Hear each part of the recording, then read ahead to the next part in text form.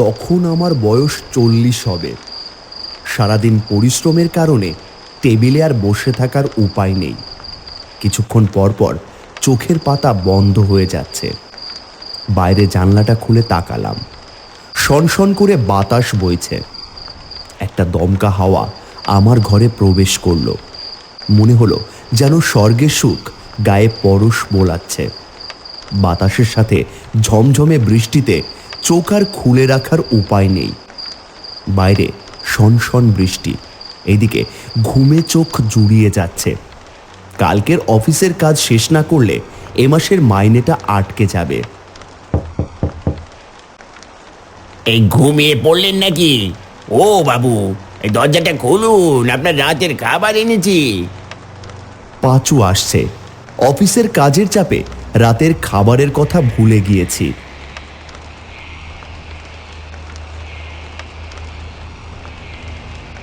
দরজাটা খুলে দেখতে পেলাম দরজার সামনে কেউ নেই। দরজার সামনে কিছু কুকুর অনবরত ডেকে চলছে।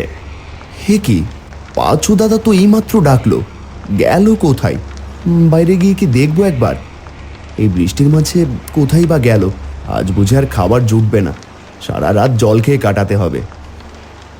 আমি দরজাটা বন্ধ করে আবার টেবিলের উপর বসলাম।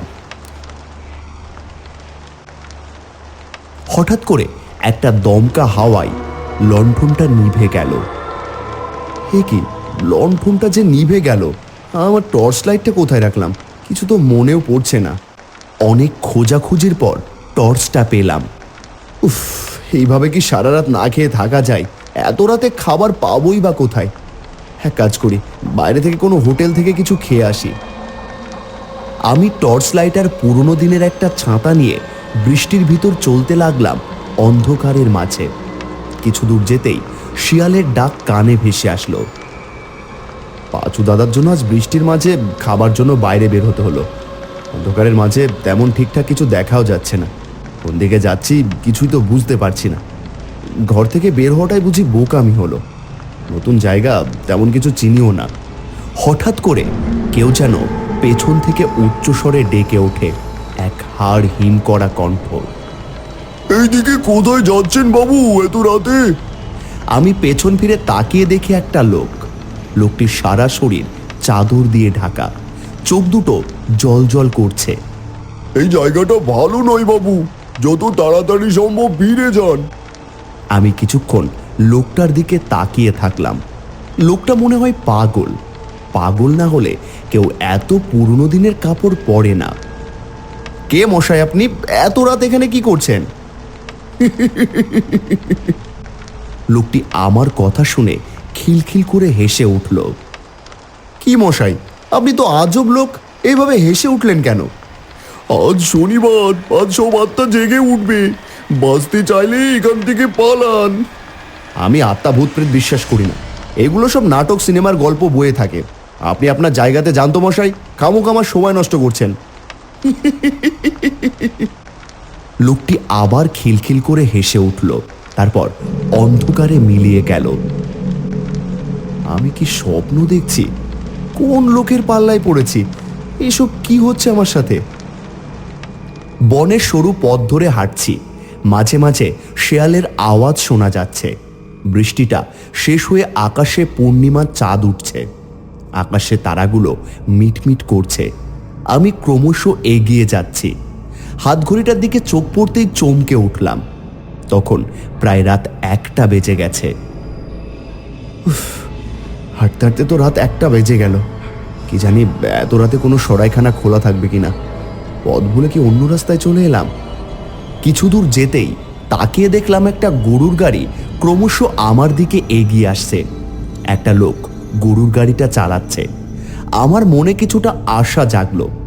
আমি উচ্চস্বরে ডেকে উঠলাম, এই যে দাদা, এইদিকে এইদিকে, এদিকে কি কোনো সরাইখানা আছে? তখন থেকে হেঁটে চলেছি, আমাকে কি একটু আপনার গরুর গাড়িতে উঠাতে পারবেন? উঠে আসুন বাবু, উঠে আসুন। লোকটির কথা মতো আমি গরুর গাড়িতে উঠে বসলাম। দাদা, আপনার বাড়ি কোথায়? আপনি এত রাতে গরুর গাড়ি নিয়ে বের হন কেন? লোকটি আমার কোনো কথার উত্তর দিল না। কি মশাই, কিছু বলছেন না যে? আর আপনার সমস্ত শরীর চাদর দিয়ে ঢাকা কেন? লোকটি গম্ভীর গলায় বলল, এত কিছু জেনে আপনি কি করবেন? আমি যেদিকে নিয়ে চলেছি সেই দিকে চলুন। এ কি মশাই, আপনি তো আজব লোক। আমাকে একটা সরাইখানাতে নিয়ে চলুন। এত রাতে সরাইখানা কোথায় পাবেন? তাহলে মশাই আপনি গরুর গাড়ি ঘোরান, আমি আমার ঘরে ফিরে যাই। আপনি বললে তো আর গাড়ি ঘোরানো যাবে না। লোকটির কথা শুনে আমি হতবাক হয়ে গেলাম। লোকটি সব কি বলছে? আমি রেগে গিয়ে বললাম, আজকে কি আপনার মাথা খারাপ হয়ে গেছে মশাই? আপনি যদি গরুর গাড়ি না থামান, আমি কিন্তু গরুর গাড়ি থেকে নিজে নেমে যাব। আপনাকে ভাড়ার 1 টাকাও দেব না। লোকটি আমার কথা শুনে খিলখিল করে হেসে উঠল। এই ভাড়া দিয়ে আমি কি করব? মরা মানুষ ভাড়া দিয়ে কি করবে? মরা মানুষ মানে? এই চুপ করো তো। তারা জেগে উঠলে আপনার রক্ত পান করবে। একদম সাবধান, একেবারে চুপ করে থাকো। অনেক হয়েছে পাগলামি, এবার আমি গাড়ি থেকে নামলাম মশাই। আমার গরুর গাড়িতে যতক্ষণ আছেন ততক্ষণ নিরাপদ। গাড়ি থেকে নামলে ঘোর বিপদ। তখন থেকে গরুর গাড়ি চালিয়ে যাচ্ছেন, কোথায় যাচ্ছেন কিছুই বলছেন না। কি সব আজগুবি কথা বলেই চলেছেন। কি ভাবেন নিজেকে? আপনি ভয় দেখাবেন আর আমি ভয় পাবো? লোকটি কোনো কথা বলল না। সে তার মতো করে গরুর গাড়ি চালিয়ে যাচ্ছে। হঠাৎ করে গরুর গাড়ির সামনে দুটো লোক একে অপরের গলা চেপে ধরছে। আমি নিজের চোখকে বিশ্বাস করতে পারছি না। এ কি হচ্ছে?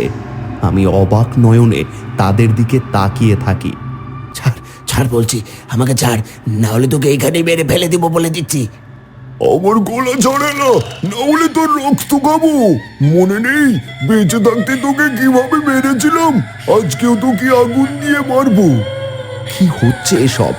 আমার চোখের সামনে একটা লোক আর একটা লোকের গায়ে আগুন লাগিয়ে দিল। কি যন্ত্রণা! কে কোথায় আছো? আমাকে বাঁচাও, আমার সারা শরীরে যে আগুন লেগে গেছে।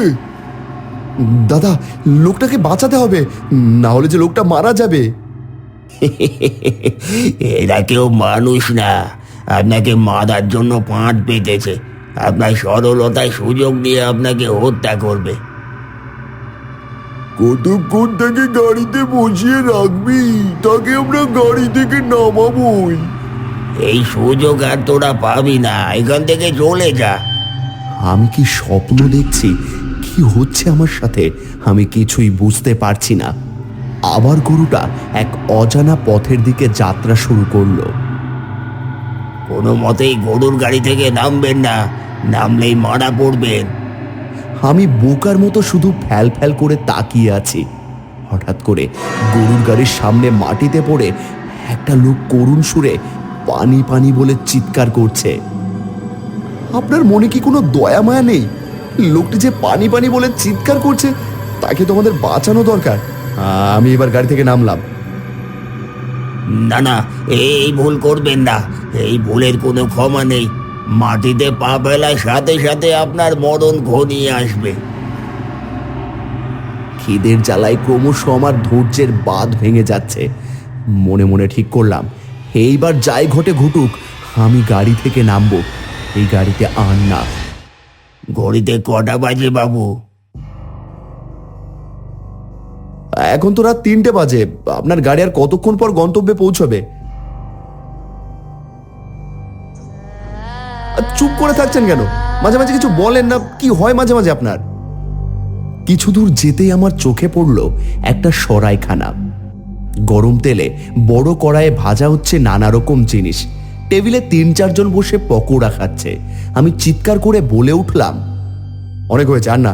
এবার আপনি আপনার গরুর গাড়ি নিয়ে যান তো মশাই। আমি সরাইখানায় গিয়ে ভালো মন্দ কিছু খাই।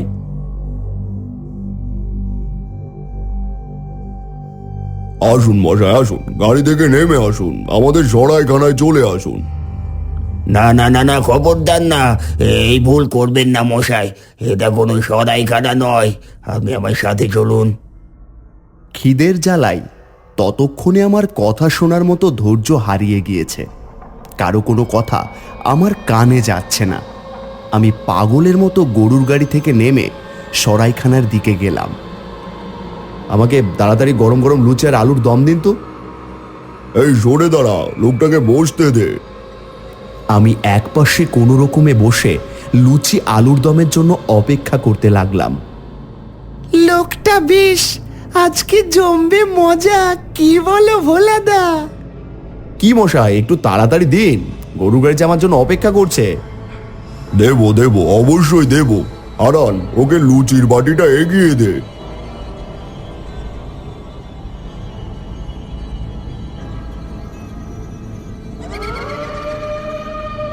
এই কি, এটা কোনো লুচি নয়, মরা পচা নাড়ি ভুড়ি।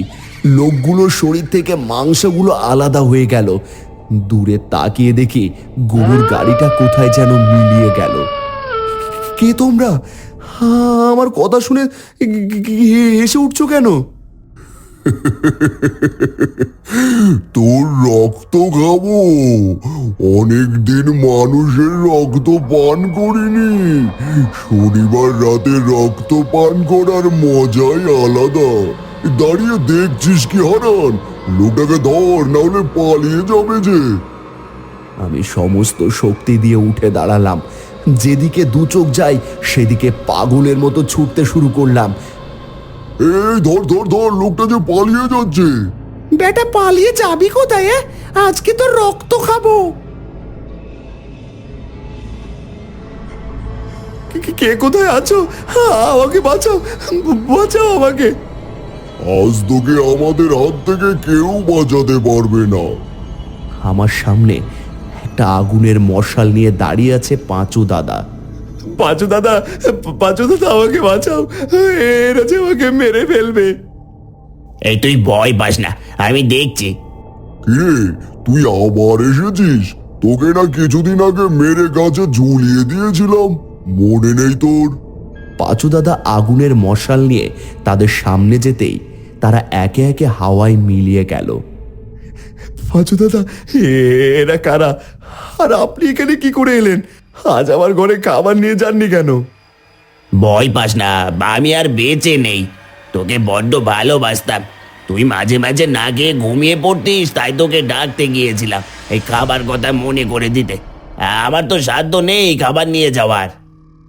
আমি চিৎকার করে ডেকে উঠলাম। আমার দু চোখে জল ঝরছে। পাঁচু দাদা, আমাকে তুমি ছেড়ে যেও না। তার হয় না রে। এই দেখ, পূর্ব প্রান্তে সূর্য উদয় হচ্ছে। এই পথ দিয়ে সোজা বাড়ি চলে যা, আর কোনো ভয় নেই। এই কথা বলে পাঁচু দাদা হাওয়ায় মিলিয়ে যায়। এই ঘটনার পর প্রায় এক যুগ কেটে গেছে। এরপর কত ঘটনা জীবনে ঘটেছে, স্মৃতির পাতা থেকে মুছে গেছে। সময়ের সাথে এক স্থান থেকে ট্রান্সফার হয়ে অন্য স্থানে গিয়েছি, কিন্তু শনিবার রাতের সেই ঘটনা আজও আমার চোখের সামনে ভেসে ওঠে। পাঁচু দাদার সেই মুখ, হয়তো মৃত্যুর দিন পর্যন্ত সেই দিনটির কথা আমার মনে থাকবে। বন্ধুরা, নিত্য নতুন ভূতের গল্প পেতে আমাদের চ্যানেলটা অবশ্যই সাবস্ক্রাইব করে পাশে থাকুন।